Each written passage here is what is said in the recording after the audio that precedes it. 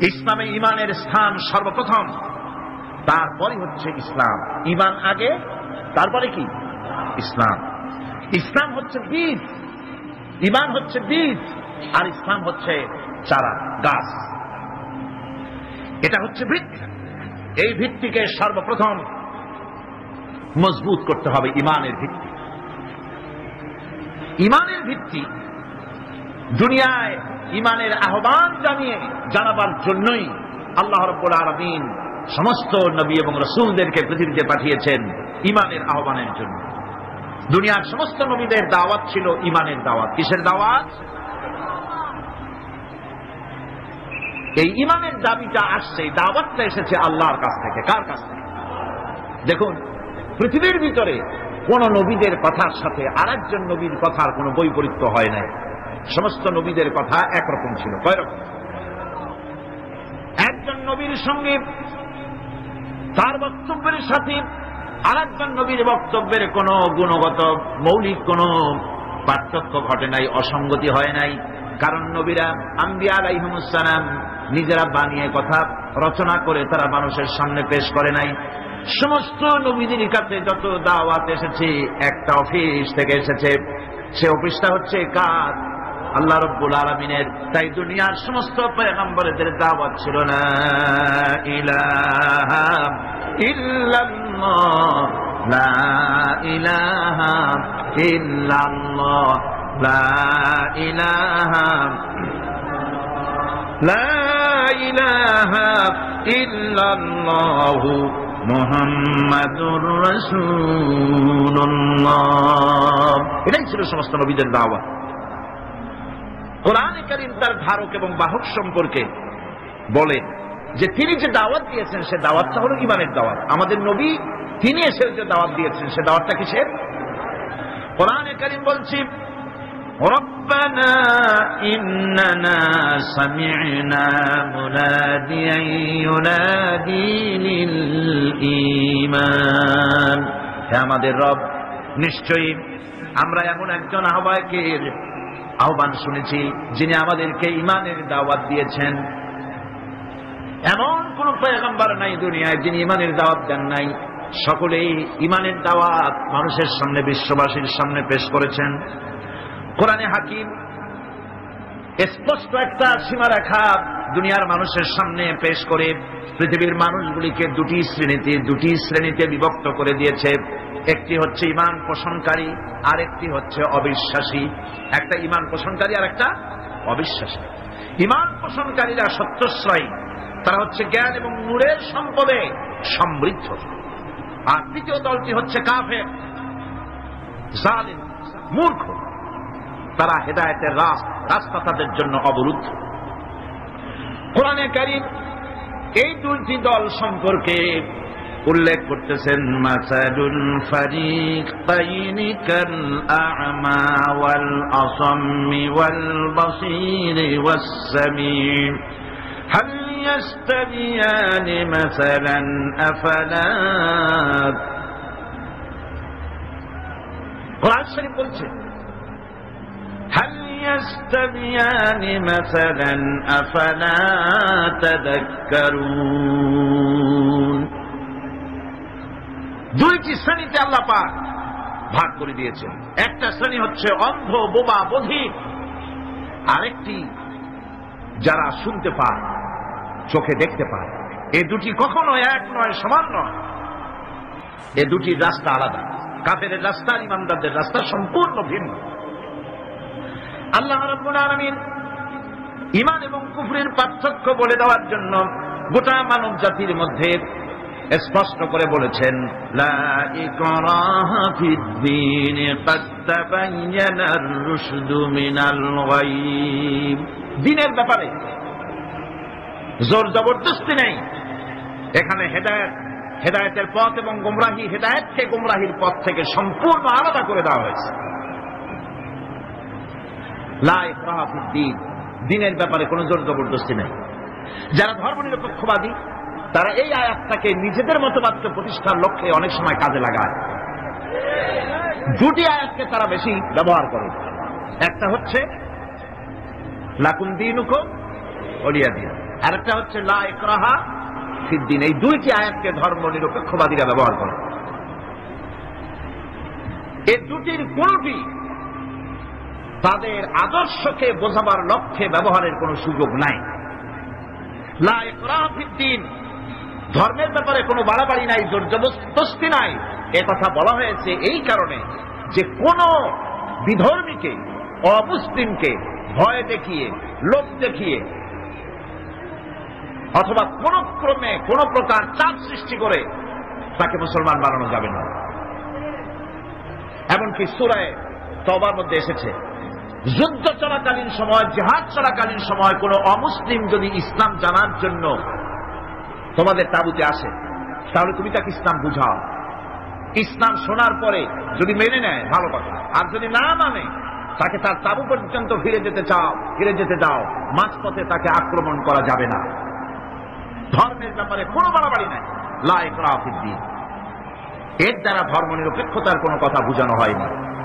আর লাকুম দীনুকুম ওয়ালিয়া দীন, এটা ছিল কাফেরদের সেই বক্তব্যের প্রেক্ষিতে যেখানে কাফেররা বলেছিল মুহাম্মদ সাল্লাল্লাহু আলাইহি ওয়াসাল্লাম, আসুন আমরা এক কাজ করি, সেটা হলো ধর্ম নিয়ে আমাদের মধ্যে যে বাকবিতণ্ডা হচ্ছে, আমরা ধর্মকে 50-50 ভাগ করে দিই।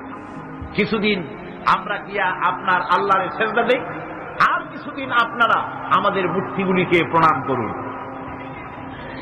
এই প্রস্তাব যখন রাখল, আল্লাহ রাব্বুল আলামিন সূরা কাফিরুন অবতীর্ণ করে দিলেন, কুল ইয়া আইয়ুহাল কাফিরুন লা আ'বুদু মা তা'বুদুন। হে কাফেরেরা, হে অবিশ্বাসীরা, নবী আপনি বলুন, হে অবিশ্বাসীরা, তোমরা যার ইবাদত করো আমরা তার ইবাদত করি না, আবার আমরা যার ইবাদত করি তোমরাও তার ইবাদত করো না। সুতরাং লাকুম দীনুকুম ওয়ালিয়া দীন, সুতরাং তোমাদের দিন তোমাদের জন্য, আমাদের দিন আমাদের জন্য। এখানে নিরপেক্ষতার কথা বলা হয় না, এখানে পক্ষের কথা বলা হয়েছে। কিসের পক্ষ? ধর্মের পক্ষ। কিসের পক্ষ? হিন্দু, খ্রিস্টান, বৌদ্ধ, তোমরা তোমাদের ধর্মের পক্ষে থাকো। মুসলমান, তোমরা তোমাদের ধর্মের পক্ষে থাকো। ধর্মের ব্যাপারে নিরপেক্ষ হওয়ার কোন সুযোগ নাই। আছে নাকি সুযোগ? আমি পার্লামেন্টে বলেছি এই কথা, যে একটা ধর্মের উপরে বিশ্বাস করে নিজেকে একটা ধর্মের পক্ষের ব্যক্তি হিসাবে ঘোষণা করে, কেউ বলছে, দাবি করছে আমি হিন্দু, কেউ বলছে আমি বৌদ্ধ, কেউ বলছে আমি খ্রিস্টান, কেউ বলছে আমি মুসলমান, নিজেকে একটা ধর্মের বিশ্বাসী ঘোষণা করার পর আমি ধর্ম নিরপেক্ষ, এই কথাটা মিথ্যা, বানোয়াট, জালিয়াতি, প্রতারণা, মুনাফিক। কোন ধর্মের অনুসারী ব্যক্তি ধর্ম নিরপেক্ষ হতে পারে না। কেবলমাত্র নাস্তিক, যারা আল্লাহরে মানে না, আল্লাহকে স্বীকার করে না, ওরা বলতে পারে আমরা ধর্ম নিরপেক্ষ, ধর্মের ব্যাপারে আমরা নিরপেক্ষ, গুলো মানি না, বিশ্বাস করি না। কিন্তু যারা ধর্মে মানে, সেদের যে ধর্মেরই হোক না কেন, সে ব্যক্তি ধর্ম নিরপেক্ষ যদি দাবি করে, এটা মিথ্যে কথা, এটা মুনাফিকি ছাড়া কিছু হতে পারে না। মুসলমানকে, যে কোনো জাতিকে যে ধর্মে আছে ধর্মের পক্ষে থাকায় কথাই বলা হয়েছে। এখন আমি বলতেছিলাম ইমানের কথা। ইমান আগে আনতে হবে। ইমান সম্পর্কে আল্লাহ রাব্বুল আলামিন বলতেছেন, ইমান হলো আগে, তারপরে ইসলাম। আবার ইমান আনার আগে আবার কুফরি একটা শব্দ আছে, সেটা হলো ফামান ইয়াকফুর বিত-তাগুতি ওয়া ইউমিন বিল্লাহি ফাকাদ ইসতামসাকা বিল উরওয়াতিল উসকা লা ইনফিসামা লাহা ওয়াল্লাহু সামিউন আলীম। ফামান ইয়াকফুর বিত-তাগুত, যে ব্যক্তি তাগুতকে অস্বীকার করেছে, সর্বপ্রথম তাগুতকে অস্বীকার করতে হবে। ওয়া ইউমিন বিল্লাহ, আর এরপরে আল্লাহর উপরে যে ঈমান আনলো, ফাকাদ ইসতামসাকা বিল উরওয়াতিল উসকা, সে এমন এক শক্ত অবলম্বন ধারণ করলো যা তাকে কোনো কিছুই বিচ্ছিন্ন করবে না, ধ্বংস করে দেবে না। সুবহানাল্লাহ। এখন সত্যিকারের ইমানদারের পরিচয়টা কি? কোরআনে কারীম সত্যিকারের ঈমানদারের পরিচয় এভাবে পেশ করতেছে, ইন্নামাল মুমিনুনা আল্লাযীনা আমানু বিল্লাহি ওয়া রাসূলিহি সুম্মা লাম ইয়ারতাবু وجاهدوا بأموالهم وأنفسهم في سبيل الله أولئك هم الصادقون ঈমানের দাবিতে সত্যবাদী কারা? ইন্নামাল মুমিনুনা আল্লাযীনা আমানু বিল্লাহি ওয়া রাসূলিহি, সত্যিকারের মুমিন তো তারা যারা নাকি ঈমান এনেছে আল্লাহর উপর এবং রাসূলের উপরে। এই ঈমান আনার পর সুম্মা লাম ইয়ারতাবু, এরপরে কোন সন্দেহে সে নিগঠিত হয় নাই, কোন সন্দেহ তার মনের মধ্যে জায়গা পায় নাই, আর সে আল্লাহর রাস্তায় জিহাদ করেছে মাল দিয়ে, জান দিয়ে। উলাইকা হুমুস সাদিকুন, এরাই হলো ঈমানের দাবিতে সত্যবাদী। সুম্মা লাম ইয়ারতাবু, অথবা এক বিন্দু সন্দেহ মনের মধ্যে জায়গা দেয় নাই, অর্থাৎ ঈমান আনছি কার উপরে? আল্লাহর উপরে। কার উপরে? আর তার রাসূলের উপরে। আল্লাহ এবং রাসূলের উপরে ঈমান আনার পর যারা আল্লাহ এবং রাসূলের বিধান জীবনের সকল ক্ষেত্রে মানতে পারে নাই, তারাই সন্দেহে নিগঠিত হয়েছে। কথা বুঝতে পেরেছেন? তাদের সন্দেহ এই কোরআন মানুষের জীবন, তার সম্পদ, তার রাজনীতি, তার অর্থনীতি পরিচালনা করতে পারে না। সেই জন্য ধর্মের ব্যাপারে কোরআন মানি, ধর্মের ব্যাপারে নামাজ আর রোজা মানি, কিন্তু রাজনীতিতে ধর্ম মানি না। এটাই হলো সন্দেহ। এটাই কি সন্দেহ, অবিশ্বাস। জীবনকে তারা দুইটা ভাগ করেছে, এক ভাগ রাজনীতির জন্য আর এক ভাগ কিসের জন্য? ধর্মের জন্য। জীবনকে ভাবে দুইটা ভাগ করার কোন অধিকার দেওয়া হয় নাই। যারাই মুখে উচ্চারণ করেছে লা ইলাহা ইল্লাল্লাহু মুহাম্মাদুর রাসূলুল্লাহ, জোরে সোরে বলেন লা ইলাহা ইল্লাল্লাহু মুহাম্মাদুর রাসূলুল্লাহ। যারা জীবনকে, যারা নাকি ঈমান এনেছে, কালিমা বিশ্বাস করেছে, আল্লাহ এবং রাসূলের প্রতি ঈমান এনেছে, জীবনকে দুইটা ভাগ করার কোনো অধিকার নাই। যার কথা মতো নামাজ পড়ব, তার কথা মতোই রাজনীতি করব। যার কথা মতো হজ করব, যাকাত দিব, তার কথা মতো পার্লামেন্ট চালাবো। যার কথা মতো হজ করব, যাকাত দিব, সেজদা দিব, তার কথা মতোই বঙ্গভবন আর সেক্রেটারিয়েট চালাবো। যাকে মানি যে আল্লাহরে সেজদা করি সারা জীবন, যে রসুলকে মানি আমার নেতা হিসাবে, রসুল হিসাবে, সে আল্লাহ এবং রসুলের হুকুম অনুযায়ী আমার কোর্ট কাছারি, আদালত, শিক্ষাঙ্গন চালাবো। এটা যদি চালাই তবে আমি মুমিন, আর যদি না চালাই, সন্দেহে যদি নিগঠিত হয়ে যায় যে কোরআন থাকবে মসজিদে, আমার পার্লামেন্টে কোরআন ঢুকতে পারবে না। কোরআন পার্লামেন্ট শুরু হওয়ার সময় একবার তেলাওয়াত হবে, কিন্তু তা আমল করা হবে না। অনুষ্ঠানগুলি শুরু হবে কোরআন দিয়ে, কিন্তু তা আমল করা হবে না। কোরআন তেলাওয়াত করে ব্যবসা প্রতিষ্ঠান উদ্বোধন করা হচ্ছে, কিন্তু সুদের টাকা দিয়ে ব্যবসা প্রতিষ্ঠান বানানো হলো। বিবাহ পড়ানো হচ্ছে কোরআনের আয়াত দিয়ে, কিন্তু যৌতুক গ্রহণ করা হারাম, সেই যৌতুক দিয়ে বিয়ে উদ্বোধন করা হলো। এমনি সকল ক্ষেত্রে নাফরমানি করে যে ঈমানের দাবি করলো, এই ঈমান ঈমান নয়, এর নাম মুনাফিকি। এই মুনাফিকি থেকে বাঁচতে হবে। সন্দেহের দানা বাঁধলে চলবে না, বিশ্বাস করতে হবে আমার কোরআনের নাম সংবিধান, এই কোরআন দিয়ে পার্লামেন্ট চলবে। চলবে না? চলবে না? আমি এর যাবৎকালীন যত বক্তব্য রেখেছি পার্লামেন্টে, আমার অধিকাংশ বক্তব্য আমি কোরআন দিয়ে, হাদিস দিয়ে বলেছি, আলহামদুলিল্লাহ। চাই সে শিল্পনীতি, বিদ্যুৎ নীতি, অর্থনীতি, বাজেট, শিক্ষানীতি, আইন শৃঙ্খলা পরিস্থিতি, সবটা কোরআন হাদিস দিয়ে আমি আলোচনা করার চেষ্টা করেছি, আলহামদুলিল্লাহ। আমার এলাকার মানুষের কাছে আমার এটা ওয়াদাও ছিল, নির্বাচনকালীন ওয়াদা। আমি এই ওয়াদা করি নাই যে আপনারা আমাকে ভোট দেন, আমি আপনাদেরকে মুটকির মতো বিশাল রসগোল্লা বানায় দেব, গরুর গাড়ির চাকার মতো জিলাপি বানায় দেব, এইসব কথা বলিনি। রাস্তা দেবো, ঘাট দেবো, কলেজ দেবো, এগুলো বলিনি। আমি বলেছি আমাকে যদি আপনারা ভোট দেন, তাহলে এ যাবৎকাল কোরআনের যেই কথাগুলি মাঠে আর ময়দানে বলেছি, এবার এই কথাগুলি আমি পার্লামেন্টে বলতে চাই। আপনারা যদি ভোট না দেন, পার্লামেন্টে যত বড় পীর হোক মৌলানা সাহেব হোক কথা বলতে পারবে না। আপনাদের ভোটটা দরকার। আমার জনগণ, আমার এলাকার পিরোজপুরবাসী আলহামদুলিল্লাহ তারা জান বাজি রেখে আমাকে ভোট দিয়েছে।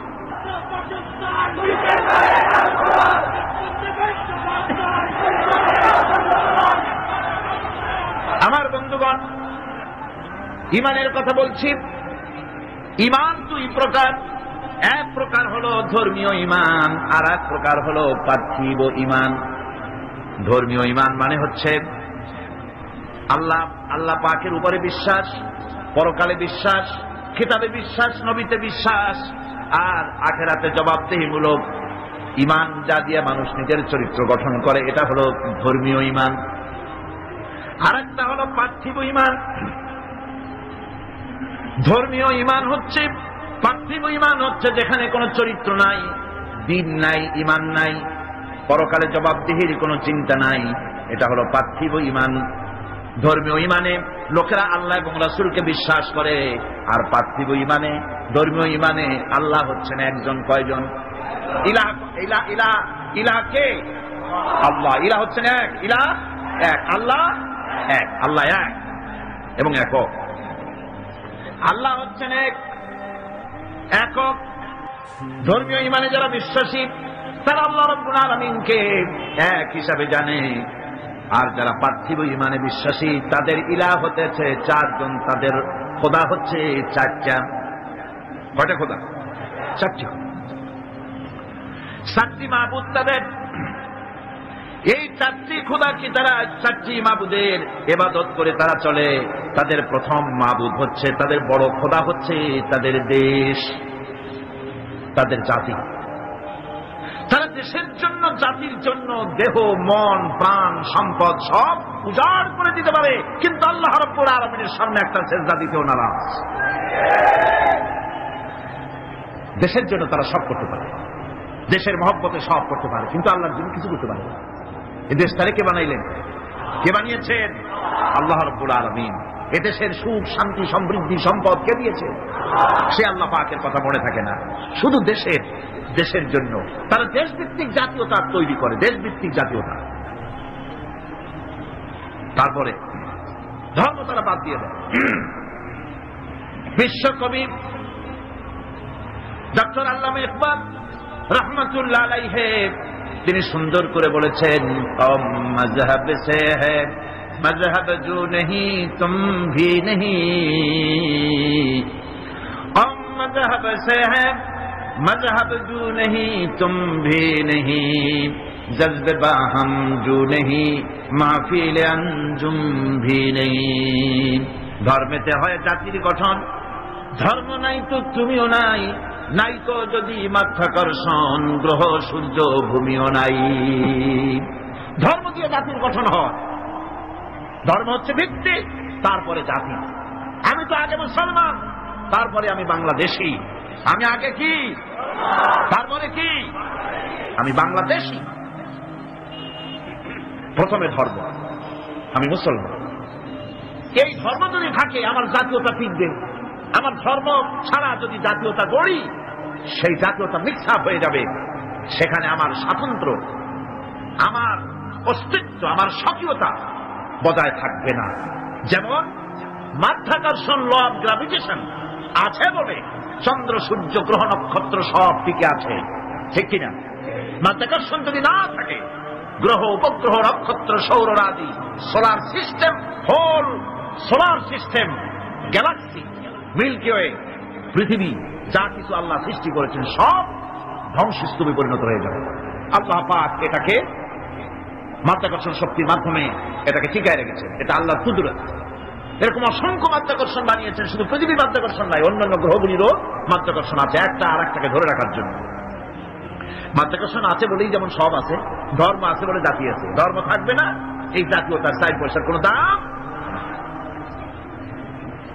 এজন্য কবি বলতেছেন, আল্লামা ইকবাল আরো সুন্দর করে বলতেছেন, ইনতাজা খুদামু মে বড়া সবসে वो वतन है, इन ताजा खुदाओं में बड़ा सबसे वो वतन है जो इसका पिरहन है वो मजहब का काफन है। इनता सा खुदा हूं बड़ा सबसे वो वतन है। এই চারটা খোদাগুলির মধ্যে, ওদের যে চারটা খোদা, সেই চারটা তাজা চারটা খোদাগুলির মধ্যে সবচেয়ে বড় খোদা হলো ওয়াতান, দেশ। দেশের জন্য গান রচনা করে, দেশের পাখির জন্য গান রচনা করে, দেশের গাছের জন্য গান রচনা করে, দেশের প্রবাহিত নদী নালার জন্য গান তৈরি করে। কিন্তু এই সৌন্দর্য যিনি সৃষ্টি করলেন সেই আল্লাহর নামে একটা অক্ষর লিখতে রাজি না। এখন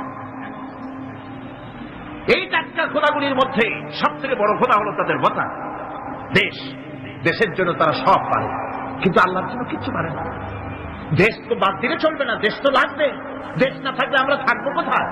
দেশ তো থাকতেই হবে, কিন্তু দেশের স্রষ্টার প্রতি স্বীকৃতি দিতে হবে, সেজদা করতে হবে, তবে না আল্লাহ রাব্বুল আলামিন দেশের স্বাধীনতা সার্বভৌমত্বকে টিকিয়ে রাখবে। সুবহানাল্লাহ। গায়ের শক্তি দিয়ে এটাকে টিকিয়ে রাখা যাবে না। আল্লাহ পাক যা বানিয়েছেন তার মধ্যে শ্রেষ্ঠ সৃষ্টিকে। সুতরাং সৃষ্টি করেছে আমি, এ মানুষগুলি আইন মানবে আল্লাহ পাকের। ইনিল হুকম ইল্লা লিল্লাহ, আইন চলবে কার? একমাত্র আল্লাহ রাব্বুল আলামিনের। সেই আইন মানলেই শান্তি হবে, নইলে শান্তি পাওয়া যাবে। আছেন একরকম মানুষ যারা বলে হুজুর মসজিদে যখন যাই খুবই ভালো লাগে, আবার সিনেমায় গেলেও খারাপ লাগে না, মিলাদ শরীফ যখন পড়ি তখন মজা লাগে, আবার যখন কীর্তন শুনি তাও কিন্তু খারাপ লাগে না, ওয়াজ মাহফিল আসলেও ভালো লাগে, আবার গান শুনতে গেলেও মোটেও খারাপ লাগে না। এইসব মানুষগুলি সম্পর্কে শায়ের বলতেছেন, মসজিদ মে যাকে নামাজ পড়ো, হোটেল পে যাকে শরাব পিও। मस्जिद में जाके नमाज पढ़ो, होटल पे जाके शराब पियो, ताकि रहमान भी राजी रहे शैतान भी नाराज न हो। মসজিদে গিয়ে নামাজ পড়ো আর পানশালায় গিয়া এক গ্লাস পান করে আসো, যাতে আল্লাহ খুশি থাকে আর শয়তান বেটার জন্য নারাজ না হয়, পরে একটু খুশি খুশি রাখো। এই চিন্তা নিজের নফস এবং প্রবৃত্তিকে খুশি করা। এই ড্রিঙ্ক ক্যান বি ম্যারি, খাও পান করো ফুর্তি করো, নো ফুর্তি নো চিন্তা। দুনিয়া কা মজা লে লো, দুনিয়া তোমারি হ্যায়। এই কয়েকদিনের দুনিয়া, এখানে তো থাকবো না, আমরা সবাই চলে যাব। এই বেলা ভাই মদ খেয়ে নাও, কাল নিশীতের ভরসা কই, চাঁদনি জাগিতে যুগ যুগ ধরি, আমরা তো আর রব না সই। সুতরাং যাওয়ার আগে জনমের মতো ঢালো, পাইকারি দরে খাও। এই নফস এবং প্রবৃত্তিকে খুশি করে তারা, আল্লাহকে ভয় করে না। নফস তাদের তৃতীয় নম্বরের মাবুদ, আর চতুর্থ নম্বরের মাবুদ হচ্ছে তাদের নিজস্ব জ্ঞান এবং বিচক্ষণতা। নিজেদেরকে জ্ঞানের হাড়ি তারা মনে করে, বুদ্ধির ঢেকে মনে করে আমার চেয়ে বুদ্ধিমান আর কে আছে। উলট পালট করে দেমা লুটে পুটে খাই, সে মনে করে আমি সব আমার বুদ্ধি দিয়ে সব টাইপ করবো, কেউ আমার ঠেকাইতে পারবে না। কাকের অভ্যাস, কাক। চিটাগাঁয়ে কি বলে? কাউয়া। আচ্ছা বলে কাউয়া উর্দু শব্দ, বাংলায় বলে কাক। এই কাক তার খাদ্য গোপন করে কিভাবে দেখেছেন? আমি ছোটবেলায় দেখছি। কোথার থেকে খাদ্য নিয়ে আসলো চুরি করে, বা যে কোনো কায়দায় খাবার আনবে, খাবার এনে সে চালের মধ্যে অথবা কোনো তার গোপন জায়গায় ওটাকে গুজে রাখার সময় চোখ বন্ধ করে রাখে। তার ধারণা কেউ দেখলো না, চোখ বন্ধ করে রাখছে। এইসব বুদ্ধির ঝেঁকিগুলি তারা মনে করে নিজের জ্ঞানের উপরে তুষ্ট, আমার থেকে বুদ্ধিমান আর কে আছে। বুদ্ধিজীবী বুদ্ধি বেঁচে খায়। সুতরাং আমি তার নিজস্ব বুদ্ধি এবং বিচক্ষণতা এগুলি কি চূড়ান্ত মনে করে এর পেছনে তারা লেগে থাকে। এটা হচ্ছে তাদের চতুর্থ নম্বরের মাবুদ। এখানে সত্য এবং সততার কোনো বালাই নাই, এখানে ন্যায় বিচার এবং ন্যায় নিষ্ঠা পরোপকারিতার কোনো বালাই নাই। মদ, জুয়া, বেশ্যাবৃত্তি, ব্যভিচার, চুরি, প্রতারণা, ডাকাতি, শয়তানি, বদমাশি, এখানে সব চলে। এখানে কোনো মানবতার প্রশ্ন নাই। এই চারটি খোদায় তারা বিশ্বাসী, যারা নাকি পার্থিব ইমানে ইমানদার। আর যারা ধর্মীয় ইমানদার তারা হচ্ছেন আল্লাহ এবং পরকালে বিশ্বাসী। এখন এই কথাটা মনে রাখতে হবে যে ইমান এমন এক বিষয় যা আবার মৌখিক দাবি করলেই হয় না। কেউ যদি বলে লা ইলাহা ইল্লাল্লাহ, মুসলমান কি হয়ে গেল? বলেন আপনি, ফতোয়া দেন হয়ে গেল? খেরাত নে গর কে ভি দিয়া লা ইলাহা ইল্লাল্লাহ তো क्या हासिल, दिलो निगाह मुसलमान नहीं तो कुछ भी नहीं। খেরাত নে গর কে ভি দিয়া লা ইলাহা ইল্লাল্লাহ, মুখে আসলো আর স্বতঃস্ফূর্তভাবে বলে ফেললো লা ইলাহা ইল্লাল্লাহ তো क्या हासिल, এতে কিছু এর দ্বারা কোনো উপকার হলো না। দিলো নিগাহ মুসলমান হি তো কুছ ভি নেই, অর্থাৎ তার মন তার মস্তিষ্ক লা ইলাহাকে বিশ্বাস করলো না, আমল করলো না, এই কালেমা পড়ার কোনো দাম নাই। এবার আল্লাহর ভাষায় শুনুন, আল্লাহ রাব্বুল আলামিন বলেন ওয়া মিনান নাসি মান ইয়াকুলু আমান্না বিল্লাহি ওয়া বিল ইয়াউমিল আখির ওয়া মা হুম বিমুমিনিন। আল্লাহ রাব্বুল আলামিন বলছেন লোকেদের মধ্যে এমন অনেক লোক আছে যারা মুখে বলে আল্লাহর উপর ঈমান এনেছি, পরকালকে বিশ্বাস করেছি, আল্লাহ বলেন ওমা হুম বিমুমিনিন, এরা মুমিন না। আল্লাহ কি বলছে খুব লক্ষ্য করেন, একদিকে মুসলমান হইতে হলে বিশ্বাস করতে হবে কি আল্লাহ, পরকাল, রাসূলের উপর ঈমান এগুলি করতে হবে। একটা লোক ঘোষণা করলো যে আমি আল্লাহ এবং পরকালকে বিশ্বাস করি, এরপরে আল্লাহ পাক বলছেন ওমা হুম বিমুমিনিন, এরা মুমিন না, কারণ এই কথাগুলি তার মুখের মনের কথা না। সে ব্যক্তি, এরকম ব্যক্তি এ মাহফিলও থাকতে পারে, যদি থাকে আল্লাহ রাব্বুল আলামিন তাকে হেদায়েত নসিব করে দিন, আমরা বলি আমিন। সে লোকটিকে আমি আলোচনা করলে আপনি নিজেই বুঝতে পারবেন, যা ভুল তার কাছে ধরা পড়বে। আয়নার সামনে দাঁড়ালে পরে আয়না সব বলে দেয়, ঠিক না? সেই ব্যক্তি, যে ব্যক্তি নাকি কালেমা পড়ে, নামাজ পড়ে, আবার ব্যবসায়ী হলে ওজনে কম দেয়, খাদ্যে ভেজাল দেয়, মানুষের সঙ্গে প্রতারণা করে, টাকা নিয়ে ফেরত দেয় না, ওয়াদা খেলাপ করে, চুরি করে, ডাকাতি করে, জেনা করে, সুদ ভিত্তিক ব্যাংকের থেকে টাকা তুলে ব্যবসা করে, সুদের ব্যবসা করে, ঘুষ দেয়, জেনা করে, আর একদিকে নামাজ পড়ে, সময় হলে আবার হজ করে আসে। এরকম মানুষ আছে না নাই? এই ধরনের মানুষগুলি ইহরামের কাপড় পরে,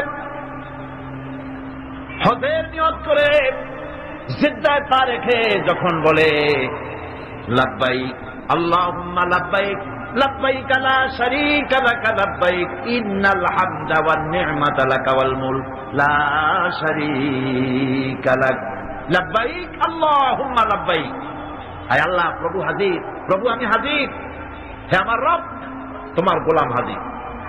বান্দা বলে আয় আল্লাহ, গোলাম হাজির। গায়েব থেকে আওয়াজ আসে, আল্লাহর পক্ষ থেকে বলা হয় লা লাব্বাইকা ওয়ালা সাদাইক। বান্দা বলছে আমি উপস্থিত মাবুদ, আর মাবুদ বলছে আমি তোমার উপস্থিতিকে গ্রহণ করলাম না।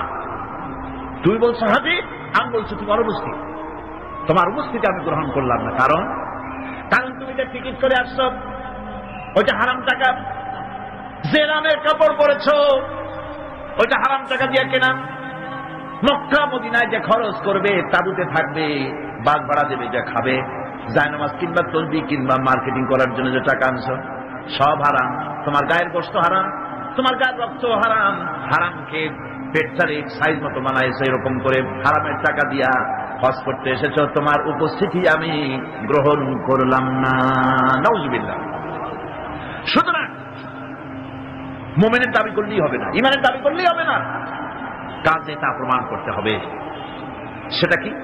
সেটা হচ্ছে ইন্নাল্লাযীনা ক্বালু রাব্বুনাল্লাহু সুম্মা ইসতাকামু তাতানাজ্জালু আলাইহিমুল মালায়েকা, নিশ্চয় যারা বলে আমাদের রব আল্লাহ, অথবা এই কথার উপরে সে দৃঢ় পথ থাকে, ফেরেশতাগণ তার প্রতি ফেরেশতা অবতীর্ণ হয়, অর্থাৎ আল্লাহর রহমত তার উপরে নাজিল হয়।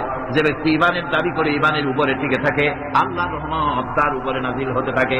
ঈমান আনাই শুধু মুখে দাবি করাই শেষ কথা নয়, ঈমান আনার পর ঈমানের উপরে টিকে থাকা সবচেয়ে বড় কথা। ঈমানের উপরে টিকে থাকতে হবে। ঈমান হচ্ছে শান্তি এবং সমৃদ্ধির চাবিকাঠি। আমরা কি শান্তি চাই? জোরে বলেন চাই। সেই শান্তি কি চুক্তি করে পাওয়া যাবে? অশান্তি আরো বাড়বে, অশান্তি আরো বাড়বে। চুক্তি করে শান্তি হয়। আমরা যদি দেশে শান্তি চাই, দেশে যদি সমৃদ্ধি চাই, তাহলে তার চাবিকাঠি হতেছে ঈমান। ওই শুনুন, আল্লাহ রাব্বুল আলামিন ঈমানের কথাই বলছেন, ওয়ালাউ আন্না আহলাল কুরা আমানু ওয়াত্তাকাউ লাফাতাহনা আলাইহিম বারাকাতিম মিনাস সামাই ওয়াল আরদ। ওয়ালাউ আন্না আহলাল কুরা আমানু ওয়াত্তাকাউ, দেশের লোকেরা যদি আমার উপর ঈমান আনে, কে বলতেছেন? কে বলতেছেন? দেশের লোকেরা যদি আমার উপর ঈমান আনে আর আমাকে ভয় করার নীতি যদি অবলম্বন করে চলে, তাহলে আমি আল্লাহ রাব্বুল আলামিন ওই দেশের মানুষের জন্য আকাশের আর জমিনের সব বরকতের দরজা আমি আল্লাহ খুলে দেব। আল্লাহর ওয়াদা মিথ্যা হয়? আল্লাহর ওয়াদা মিথ্যা হয়? কখনো মিথ্যা হয় না। ভাইরা, আমাদের দেশটা তো গরিব না। আমাদের দেশটা কি গরিব? অনেকে বলেন গরিব, কিন্তু আমি বলি না। গরিব হইলে পরে একজন তো শত সহস্র কোটি টাকার মালিক। গরিব হলে এত টাকা, গরিব দেশ হলে ওই লোকটা এত টাকা বানাইলো কেমনে? আর একজনের পাও রাখার ট্যাবলেট কেনার পয়সা নাই। একজনের তো 1000 বিঘা জমি আছে, আর একজনের রান্নাঘর উঠাবার জায়গা নাই। একজন তো তার মেয়ে বা ছেলের বিবাহে লক্ষ লক্ষ কোটি টাকা খরচ করছে, আর একজন তো তার বাপ মারা গিয়েছে, কাপড় কেনার পয়সা নাই। এটা বাংলাদেশের ইতিহাস কিনা? তাহলে বোঝা যাচ্ছে দেশে সম্পদ আছে, সম্পদ আছে। কি সম্পদ আছে? আমাদের আছে পশু সম্পদ, গবাদি সম্পদ। আমাদের আছে বনজ সম্পদ, খনিজ সম্পদ, মৎস্য সম্পদ, পানি সম্পদ, মানব সম্পদ। সব সম্পদ আছে। আমাদের কোনো জিনিসের অভাব নেই। একটা জিনিসের অভাব, সেটা হলো সৎ নেতৃত্বের অভাব। সৎ নেতৃত্ব, চরিত্রবান নেতৃত্বের অভাব। এই অভাবে সব নষ্ট করে দিয়েছে। আমার দেশের সম্পদ আছে, সম্পদ রক্ষণাবেক্ষণ করার জন্য যে ইমাম দরকার সেটা নাই। আমার দেশের সেদিনও সিলেটের মাগুর ছড়ার 1-2 টাকার নয়, 1-2 হাজার কোটি টাকার নয়, 40,000 কোটি টাকার গ্যাস পুড়ে ভস্ম হয়ে গিয়েছে। আমাদের ইমানি শক্তি নাই, সাহস নাই বলে এই ষড়যন্ত্র হতে পেরেছে, ঠিক কিনা? আমাদের যদি ইমানে শক্তি থাকতো, যারাই ক্ষমতায় আসে ভারতের ভয়তে খালি কাঁপতে থাকে, থরথর। আর মেয়ে ভারতকে ভয় করো কেন? সে কি তোমার ক্ষমতায় রাখতে পারবে? কর না পারবে? ক্ষমতা রাখতে পারবে কে? ক্ষমতা দেওয়ার মালিক কে? ছিনাই নেওয়ার মালিক কে? সে আল্লাহর ভয় করো। ওই সাঁতারে ভয় করে কি হবে? কি করতে পারবে সে? ওর শত শত কোটি, ওর 100 কোটি মানুষের সিনায় হিম্মত নাই। আমার 12 কোটি মানুষের সিনায় ওর থেকে লক্ষ কোটি গুণে বেশি হিম্মত আছে। সে হিম্মতটা কি? সেটা কি? तौहीद की अमानत सीनों में है हमारे, तौहीद की अमानत सीनों में है हमारे, मुमकिन नहीं मिटाना नाम निशान हमारा। একত্ববাদের তৌহিদের আমানত যার সিনার ভিতরে বদ্ধমূল, যেই জাতির সিনায় বদ্ধমূল এমন 12 কোটি মানুষ ধারণ করে ধন্য বাংলার মাটি। কারো হুমকিতে, কারো চক্ষু, রাঙ্গা চক্ষু, রক্ত চক্ষু দেখে এই জাতি নিশ্চিহ্ন হতে পারে না। মুমকিন নেই মেটানা নাম নিশান হামারা, আমার অস্তিত্বকে খতম করে দেয় এ শক্তি কারো নাই পৃথিবীর বুকে। তবে মুনাফিক হলে খতম হয়ে যেতে হবে। কি হলে খতম হবে? মুনাফিক হলে। ইমানদার হলে টিকে থাকতে পারবে। আমার দেশে সম্পদ রয়েছে, সম্পদের কোনো অভাব নাই, সম্পদে ভরপুর আমার দেশ। আমার দেশে যেখানে গ্যাস আছে সেখানে তেলও আছে। মাঝে মধ্যে তেলের কূপ উৎসারিত হয়। ভোলা, বাখরাবাদ, সিলেটের হরিপুর তেল মাঝে মধ্যে ওঠে। আল্লাহ পাক একটু একটু দেখান তেল আছে, তেল আছে। তেল তোরা পাবি যদি ইমানদার হও। মাটির তেল বেরিয়ে আসবে, নিয়ে কুলাই দিবার দিনা। সৌদি আরব, কুয়েত, কাতার, বাহরাইন, ওমান, সুদান, ইয়েমেন, আরব আমিরাত, এইসব দেশে মরুভূমির দেশ, বালু আর বালু, পাহাড় আর পাহাড়। না খাইয়া ভূত হইতেছে। আপনারা যেভাবে না করলেন তাতে মনে হয় ওদের বাদ কয়দিন হয় খায় না। ওদের সম্পদ আছে কিনা? আমার বন্ধুগণ, মরুভূমির তলা দিয়া বিশ্বনবী রাসূল করিম সাল্লাল্লাহু আলাইহি ওয়াসাল্লামের কদম মোবারক যেই মরুভূমিতে পড়েছে, ওই কদম মোবারকের বরকতে মাটির তলা দিয়া, বালুর তলা দিয়া আল্লাহ সোনা বার করে দিয়েছে। রাসূলের বরকতে মাটির তলা থেকে সোনা বেরিয়ে গেছে, লিকুইড গোল্ড, পেট্রোল বেরিয়েছে।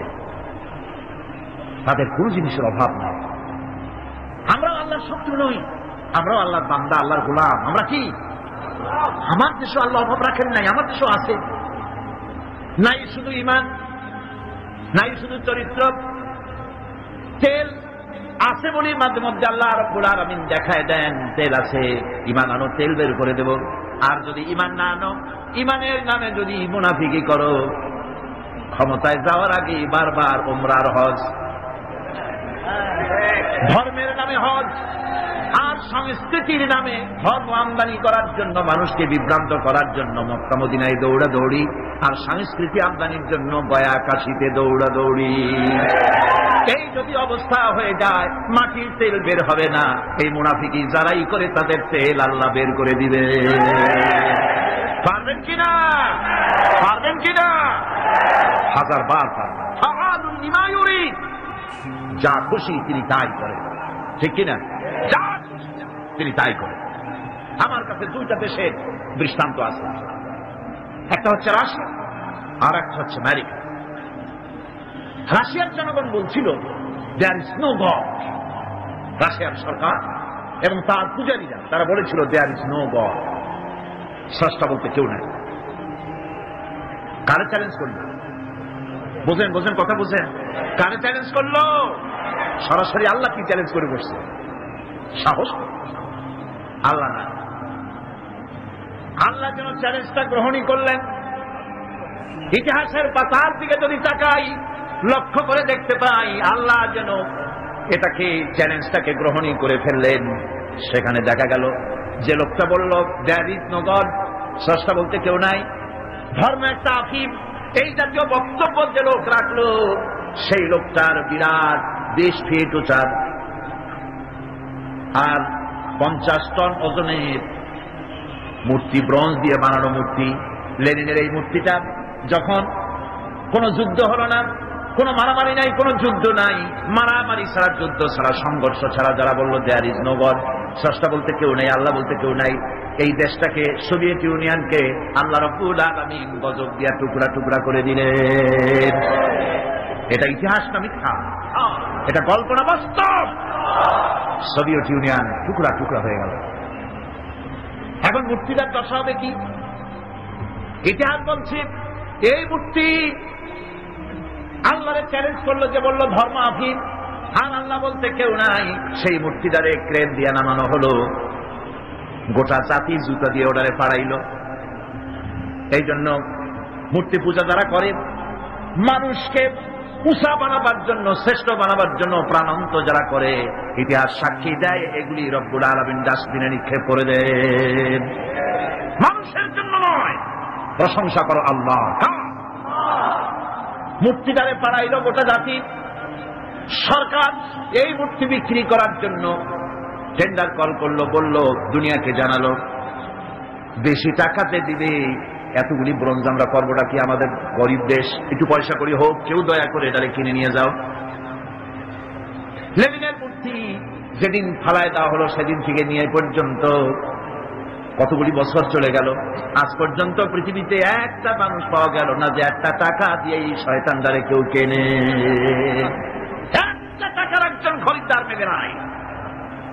গত 3 দিন আগে পত্রিকায় এসেছে, এখন সরকার সিদ্ধান্ত নিয়েছে আজ তো কেউ কিনলো না, এটা ভাঙবো, টুকরা টুকরা করিয়ে তারপরে দেখো কেউ কিনে নেয়, তাও খরিদ থাকবে।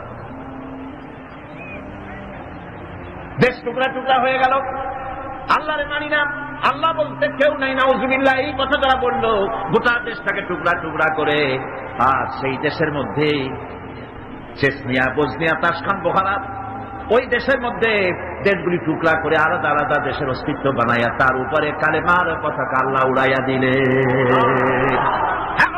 চেচনিয়ার বুকে উঠতেছে লা ইলাহা ইল্লাল্লাহু মুহাম্মাদুর রাসূলুল্লাহ পতাকা। সুবহানাল্লাহ।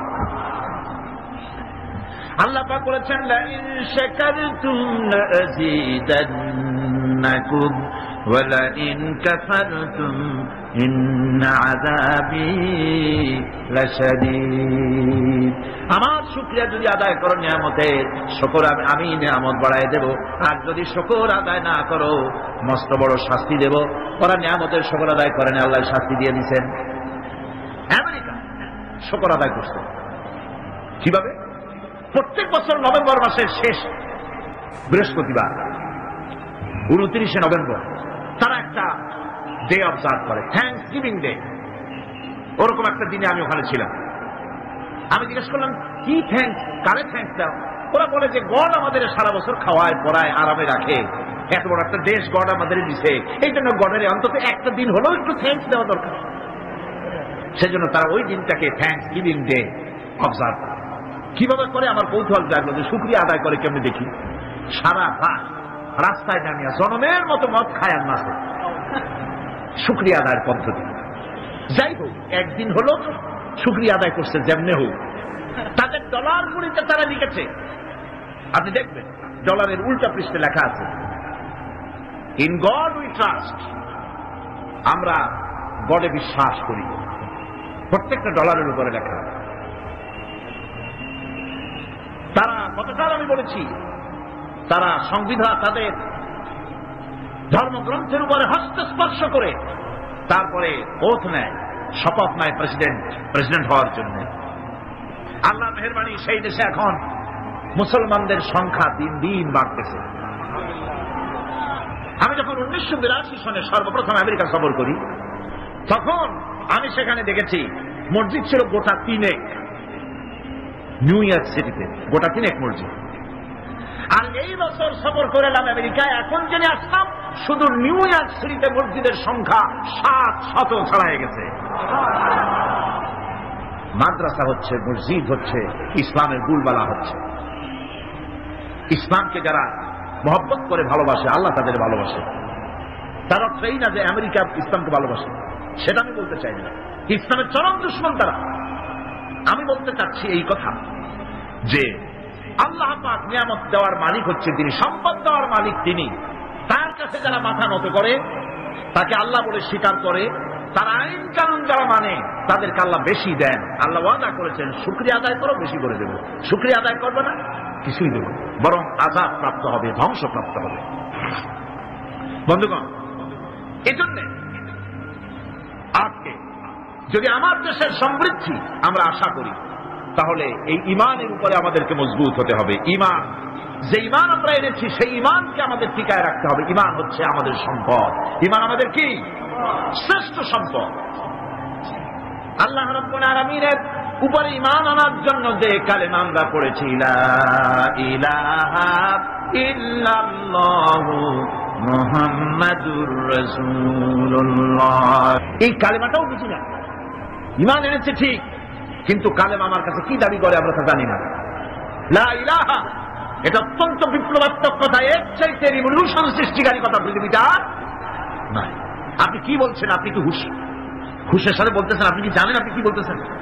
আপনি বলছেন লা ইলাহা, কোন ইলাহা নাই, আইনদাতা নাই, বিধানদাতা নাই, শাসনকর্তা নাই, মালিক নাই, খালিক নাই, রাজ্জাক নাই, কেউ নাই। ইল্লাল্লাহ, আল্লাহ ছাড়া, আল্লাহ ছাড়া কেউ নাই। কারো আইন মানি না, কারো বিধান মানি না। এটা কি সহজ কথা? এই কথাটা যদি আপনি প্রধানমন্ত্রীর বাড়ির সামনে, প্রেসিডেন্টের বাড়ির সামনে গিয়া দুনিয়ায় কোথাও যদি কোনো প্রধানমন্ত্রী কোন প্রেসিডেন্টের বাড়ির সামনে গিয়া যদি কেউ এভাবে জিকির করে লা ইলাহা ইল্লাল্লাহ লা ইলাহা ইল্লাল্লাহ লা ইলাহা ইল্লাল্লাহ লা ইলাহা ইল্লাল্লাহ লা ইলাহা ইল্লাল্লাহ জিকির যদি করতে থাকে, দুনিয়ার সেই প্রধানমন্ত্রী প্রেসিডেন্ট মুসলমান হলে সঙ্গে সঙ্গে বলবে দারোয়ানকে, লোকদের বলবে ওরে নিয়ে আসো, হুজুরে নিয়ে আসো, ভিতরে ভিতরে আনে বসতে দাও, খাইতে দাও, আল্লাহর ওলি হবে নিশ্চয়ই, এত সুন্দর জিকির করে, পকেটে কিছু পয়সা দিয়ে দাও। হাদিয়া তওবা নিয়ে তিনি চলে গেলেন।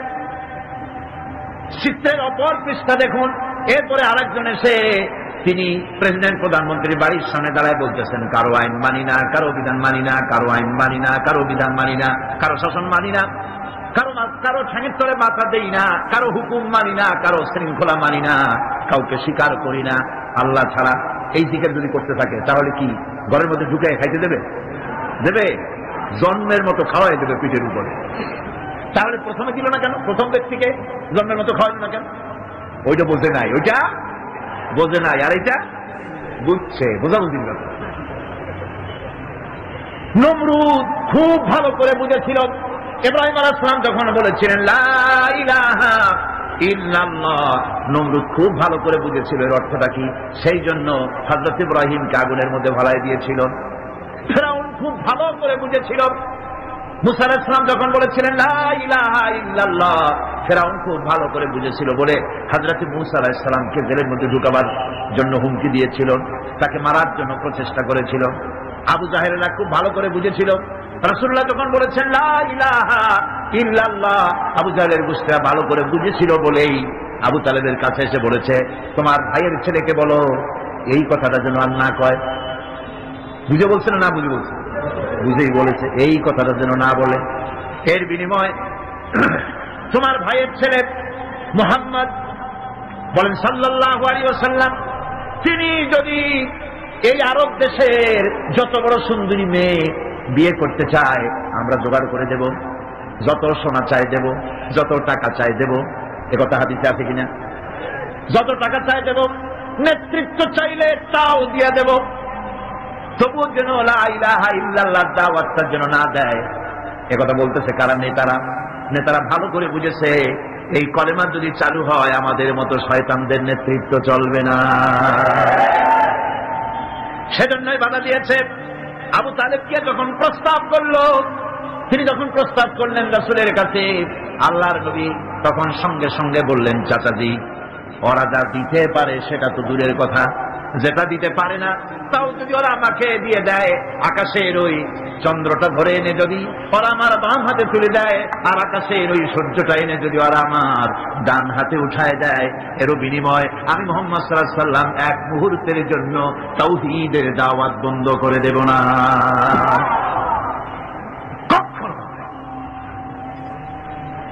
এই কালেমা বিপ্লবী কালেমা।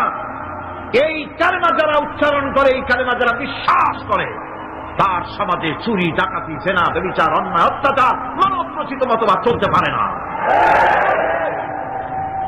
একদিকে আগুন জ্বলবে আর তার পাশে আবর্জনা নিরাপদ থাকবে। বুঝুন কথা, এখানে আগুন, এই গ্লাসটা কি ধরনের আগুন জ্বলতেছে, চতুর্পাশে এই ধরনের কিছু আবর্জনা আছে, নিরাপদ, জ্বলে না। তাহলে বুঝতে হবে ওটা আগুন না। এটা কি? আগুন না। আগুনের নামে যাকে বুঝতেছি ওটা ভেলকি, ওটা আসলে আগুন না। আগুন হলে তো আবর্জনা ফুটতই। মুসলমান নামে যত মুসলমান আমরা চোখে দেখি আর মুসলমান বলে দাবি করি, আসলে মুসলমান যেমন হওয়া উচিত আমরা তেমন হতে পারি নাই। যদি পারতাম তাহলে কুফর আর বেদাত, শিরক আর চুরি আর ডাকাতি, জেনা, ব্যভিচার, এই আবর্জনাগুলি মুসলমান দেশে থাকার কথা ছিল না। এগুলো নির্মূল হয়ে যেত যদি সত্যিকারের মুসলমান হইতাম। ওই যে ইন্দোনেশিয়া মুসলমানদের, পৃথিবীর মুসলমানদের সংখ্যাগরিষ্ঠতার দিক থেকে 1 নম্বর হলো ইন্দোনেশিয়া, 2 নম্বরে আমরা। সেখানে কি আপনি মুসলমান আগের থেকে ছিল না? সাহাবায়ে কেরাম ব্যবসা করার জন্য, আরব মুসলমানেরা ব্যবসা করার জন্য তারা ইন্দোনেশিয়া এলেন, চায়না গেলেন, রাশিয়া গেলেন। এইসব মুসলমানদের ওঠা বসা, চলাফেরা, ব্যবহার, লেনদেন দেখে দেখে এই মানুষগুলি তাদের শুধু চেহারা দেখে তাদের আলাপ দেখে, তাদের ওঠা বসা দেখে, তাদের লেনদেন দেখে, তাদের ব্যবহার দেখে, তাদের আমানতদারি দিয়ানাতদারি দেখে আর কোরআন পড়া লাগে নাই, শুধুমাত্র মুসলমান দেখে তারা বলেছে লা ইলাহা ইল্লাল্লাহু মুহাম্মাদুর রাসূলুল্লাহ। এই শান্তি তো চাই। এই মুসলমানগুলির যেমন দেখি এটাই হলো আসল, তারা ইসলাম কবুল করেছে। আর আমার দেখে তো কেউ মুসলমান হইতে চায় না। মদিনা মুনাওয়ারায় রাসূলুল্লাহ ইসলামী আন্দোলনের শেষ পর্যায়ে, নবুয়তের শেষ পর্যায়ে, হুজুরের বিদায়ের আগে মদিনার 8 বছরে চলে যাওয়ার পর আর কোন কাফের ছিল না যারা শত্রুতা করলো। তারা দেখলো খামোখাই শত্রুতা করেছে এই লোকটির সাথে, ধর্মের শত্রু মনে করেছিলাম, আসলে তো ভালো মানুষ, আমাদের কারো কোনো ক্ষতি করে নাই, বরং আমরা এখন দরজা খুলে ঘুমাতে পারি, নারীরা একাকিনী যাতায়াত করতে পারে, কারো সাহস নাই চোখ তুলে তাকায়, কেউ মানুষকে হত্যা করে না, চুরি করে না, ডাকাতি করে না, বৃদ্ধদেরকে সম্মান দেওয়া হয়, যুবকদেরকে বেকার ভাতা দেওয়া হয়, শিশুদেরকে খাবার দেওয়া হয়। এমন সুন্দর সমাজ তো পৃথিবীতে আর দেখি নাই। সঙ্গে সঙ্গে লোকগুলো ইসলাম কবুল করতে লাগলো। আল্লাহ পাক তখন নাজিল করলেন ইযা জাআ নাসরুল্লাহি ওয়াল ফাত ওয়ারাআইতান নাসা ইয়াদখুলুনা ফি দীনিল্লাহি আফওয়াজা ফাসাব্বিহ বিহামদি রাব্বিকা ওয়াস্তাগফির ইন্নাহু কানা তাওয়াবা। ইযা জাআ নাসরুল্লাহি ওয়াল ফাতহু, আল্লাহর পক্ষ থেকে যখন বিজয় আসবে, ইসলামের যখন চূড়ান্ত বিজয় আসবে, তখন ও নবী ওয়ারাআইতান নাসা ইয়াদখুলুনা ফি দীনিল্লাহি আফওয়াজা, তখন তুমি দেখতে পাবে দলে দলে লোক ইসলামের মধ্যে প্রবেশ করছে। সুবহানাল্লাহ। রাসূলুল্লাহ নবুয়তের শেষ যুগে এসে মদিনায় দেখা গেল আশেপাশে আর কাফের বলে কেউ নাই, সব পড়েছে লা ইলাহা ইল্লাল্লাহু মুহাম্মাদুর রাসূলুল্লাহ। আজ আমরাও যদি ঈমানের বলে বলিয়ান হই, আমরাও যদি ঈমানের বলে বলিয়ান হয়ে সত্যকে উঁচু করে ধরি, যদি ঈমানের উপরে মজবুত হই, আমানতকে খেয়ানত না করি, মিথ্যে কথা না বলি, ওজনে যদি কম না দেই, আমরা মনে করি মসজিদ হলো ধর্মের জায়গা, আর বাইরে জামুল্লাহ চাই করি, মসজিদেই আল্লাহর কথা মতো চলবো আর বাইরে আমার নিজের মতো, এটার নামই ধর্মনিরপেক্ষ। এটার নাম কি? এই হলো কুলক্ষণ, কুদশা। মসজিদে যে আচরণটা করলাম, মসজিদে যারা সেজদা দিলাম, মসজিদে যার কথা মানলাম, যার হুকুম মেনে মসজিদের ভিতরে নামাজ পড়লাম, মসজিদের চেহারা তো আমার জনগণ দেখে না। ভালো করে শোনেন, মসজিদে কি করলাম তা তো জনগণ দেখে না।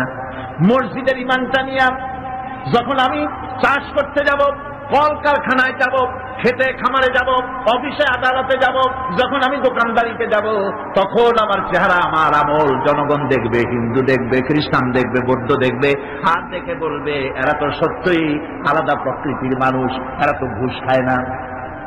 অফিসে গেলে বলে সাজাও ঘুষ দেওয়া যায় না, ঘুষ খায় না, মিথ্যা কথা বলে না, ওজনে কম দেয় না, খাদ্যে ভেজাল দেয় না। এই দৃশ্য যখন দেখবে, মানুষ থেকে আলাদা একটা স্বতন্ত্র মানুষ হিসেবে যখন দেখবে, আপনার আর তাফসীর করা লাগবে না, আপনার আর ওয়াজ করা লাগবে না, শুধু আপনারে দেখেই অন্য জাতি পড়বে লা ইলাহা ইল্লাল্লাহু মুহাম্মাদুর রাসূলুল্লাহ। আজ আমাকে দেখে মুসলমান হওয়া তো দূরের কথা, আমাদেরকে দেখে মানুষ ইসলামের প্রতি খারাপ ধারণা পোষণ করতেছে, ঠিক কিনা? আর যদি বলা হয় পৃথিবীর মধ্যে ওজনে সবচাইতে কম দেয় কারা বেশি, যদি কম্পিটিশন হয় আমরা বোধহয় রানার্স আপ হব, কি বলেন? যদি বলা হয় ওজনে কম, খাদ্যে ভেজাল, চুরি ডাকাতি হত্যা ধর্ষণে পৃথিবীতে কোন জাতি সবচাইতে বেশি নাম করেছে, বোধহয় সেই নামের খাতা থেকে আমাদের নাম বোধহয় বাদ করবে না। ইন্না লিল্লাহ পড়ে, ইন্না লিল্লাহ বলেন, নাউযু বিল্লাহ। এগুলি হয়েছে কেন? ঈমান বুঝি নাই বলে, ঈমান বুঝি নাই বলে। এখন জীবন তো ব্যর্থ হয়ে গেছে, জীবন কি হয়ে গেছে? এই ব্যর্থ জীবনকে যদি সফল করতে চাই, তাহলে আল্লাহ রাব্বুল আলামিন বলেছেন ইল্লাল্লাযীনা আমানু ওয়া আমিলুস সালিহাতি ওয়া তাওয়াসাউ বিল হাক্কি ওয়া তাওয়াসাউ বিস সাবর। 7টি কাজ করলে জীবন সফল হয়ে যাবে। কয়টা কাজ? 4টা। তার প্রথম কাজটি হলো ঈমান। ঈমান আনো, আর ইমানের উপরে ভিত্তি করে জীবন চালাও। ইমানের বাইরে জীবন চালালে হবে মুনাফিকি। আমরা ওয়াদা করি মিথ্যে কথা আর বলবো না, এটা ইমানের পক্ষে, এটা ইমানের বিপক্ষ। মিথ্যা কথা বলা কি ইমান বিরোধী কাজ, কবিরা গুনাহ। মিথ্যে কথা বলা কি সমস্ত গুনার মাকে মিথ্যা কথা। অথচ কথায় কথায়, হাস্যস্থলে, গল্পে স্বল্পে অহরহ মুসলমানেরা মিথ্যা কথা বলে। কথা ঠিক কিনা? ইল্লা মাশাআল্লাহ। অনেকে বলেন, আবার অনেকে বলেন। এই মিথ্যাটাকে আমরা ছাড়তে পারবো? আজকে যারা আসছি জীবন গেলেও মিথ্যা বলবো না। পারি আমরা ওয়াদা করতে? মিথ্যা বলবো না, অহংকার করবো না, ওজনে কম দিব না, খাদ্যে ভেজাল দিব না, জমিনের আইন খেলবো না, প্রতিবেশীর হক নষ্ট করবো না, প্রতারণা করবো না। এগুলি যদি করি তাহলেই আমরা মুসলমান। তাহলে আমরা কি? আরে ভাই, মুসলমান একটা আলাদা জাতিদের আল্লাহ বানালেন। এটা কি জন্য? এই জন্য যে আপনারা গরু গোশত খাইয়া শেষ করে ফেলাবেন গরুগুলা। এজন্য তো শকুন যথেষ্ট ছিল, ঠিক কিনা? কর শকুন কি কম আছে নাকি? গরু কমাবার ইচ্ছাই যদি আল্লাহ থাকে তো মুসলমান বানাবার দরকার কি? শকুনের জন্মের খাওয়া খাও। শুধু গরু খাওয়ার জন্য মুসলমান বানানো হয়নি, একটা আলাদা জাতি আল্লাহ পাক সৃষ্টি করেছিলেন। সেটা এই জন্য কাযালিকা জাআলনাকুম উম্মাতান ওয়াসাতান লিতাকুনু শুহাদা আলান নাস। আমি তোমাদেরকে পৃথিবীর সাক্ষী বানাতে চাইছি। সুবহানাল্লাহ, সুবহানাল্লাহ। আল্লাহ রাব্বুল আলামিন বলেন, আমার মানসা হচ্ছে, আমার ইচ্ছে হলো তাম পৃথিবীর বুকে আমি চাই মুসলমানেরা, তারা হবে দুনিয়ার মানুষের সাক্ষী। আর দুনিয়ার মানুষের সাক্ষী হবে মুসলমান। আমাদের সাক্ষী কিয়ামতে হবে আল্লাহ, রাসূল হবে সাক্ষী। দুনিয়ার মানুষের সাক্ষী মুসলমান হবে। সাক্ষী কি? সাক্ষী হচ্ছে, এ মাহফিল আমি আরো বলেছি, সাক্ষী হচ্ছে ওই যে পুকুর কাটে মানুষ রাস্তা বানাবার জন্য মাটি কাটে, সেই মাটি কাটতে গিয়া যে কুয়া খনন করে তার মধ্যে একটা উঁচা ঢিবির মতো বানায়া রাখে। এটারে কি কয়? ওটা কিসের সাক্ষী? মাটি কাটার সাক্ষী। মাটি যে আপনি কাটছেন তার গভীরতা, তার প্রশস্ততা কতটুকুন, তা ওই স্তম্ভের উপর থেকে সাক্ষীর উপর দিয়ে ফিতা ধরিয়া মাটিয়া ঠিক করা হয় মাটি কাটার পরিমাণটা কি।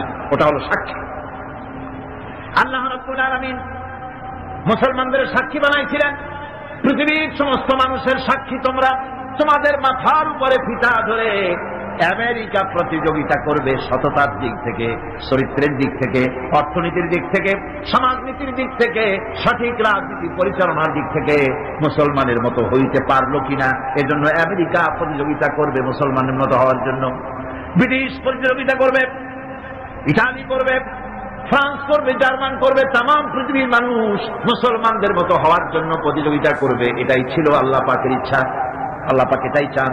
কিন্তু আমরা কি এটা হতে পেরেছি? আমরা কি দুনিয়ার মানুষের সত্যের মানদণ্ড হতে পেরেছি কিনা? হয়েছি কিনা? না, হই নাই। বরং আমাকে দেখে মুসলমান কাছে আসে না, অন্য জাতি কাছে আসে না, বরং আমাকে ঘৃণা ভরে দেখে। তারা মনে করে এই যে কি মুসলমান, এইটাই কি মুসলমান। দুনিয়ার যে কোনো জাতির থেকে আপনার আলাদা স্বকীয়তা, স্বাতন্ত্র থাকতে হবে। এটাই ইমানের দাবি। এটা কিসের দাবি? ধরে কন, এটা ইমানের দাবি। যারা মাহফিলে এসেছে না, নারী, পুরুষ, যুবক, কিশোর, তরুণ, ছাত্র, শিক্ষক, সাংবাদিক, সাহিত্যিক, পেশাজীবী, ডাক্তার, বুদ্ধিজীবী, আইনজীবী, প্রশাসনিক ব্যক্তিবর্গ, সকল মানুষের কাছে আমার দাবি, আসুন আমরা চরিত্রকে পরিবর্তন করি, আমাদের ইমানের দাবি পূরণ করি। মিথ্যা, জেনা, জুয়া, অসত্য, অহংকার, মিথ্যাচার, ব্যভিচার, অন্যায়, জল ইত্যাদি থেকে আমরা নিজেকে রক্ষা করি, অন্যকেও বাঁচাই, সৎ চরিত্রের উপরে জীবন যাপন করি। শান্তি আল্লাহ পাক এই জমিনে ফিরিয়ে দিবেন যদি আমরা সত্যিকারের ইমানের উপরে চলতে পারি।